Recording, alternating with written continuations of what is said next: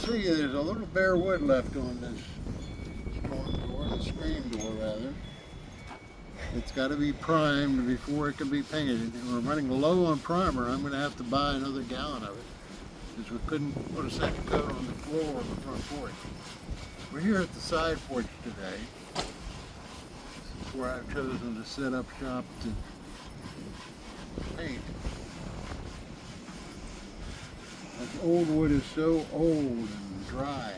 It is just soaking this primer up. I put some wood putty on some of the wood on here, but after 3 days of sitting, as soon as I started doing things, moving this thing around, it started coming up. If anybody knows a really good wood primer, put it in the comments, please. I don't know. I just picked one up off the shelf at Home Depot. Did I just get one big shirt? Yeah. Damn it. Sorry, language there. But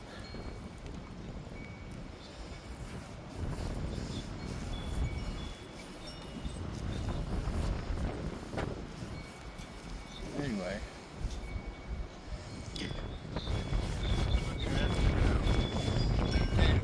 I'm trying to keep my door. But I won't be here forever. I'm a 10th generation Virginian. I'm a 11th generation. And most of those generations, I don't know how many exactly, they arrived in first ancestor, arrived in what was then called the Potomac River, Potomac River, of course, somewhere in the vicinity of 16.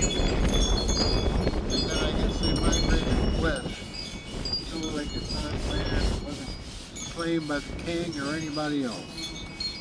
And they got out here to Unionville, to Vulcan, and I guess they found the Native Americans who lived here. I forgot the name of the tribe, but I can look it up later. And gave them a few beads, and they said, great, thank you. And gave them thousands of acres.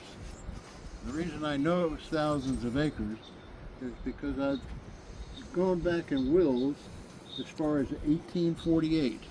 It's hard to go back further than that because they don't have any indexes in the courthouse for the old books.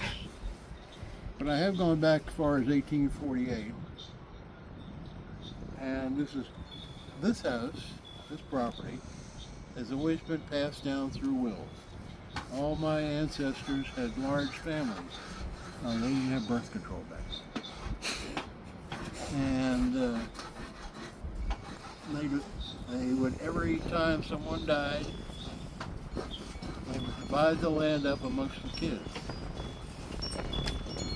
And all the kids had big families, including my grandfather. He had, I don't really know how many brothers and sisters he had. I'd have to look that up too. I've got it on my ancestry notes.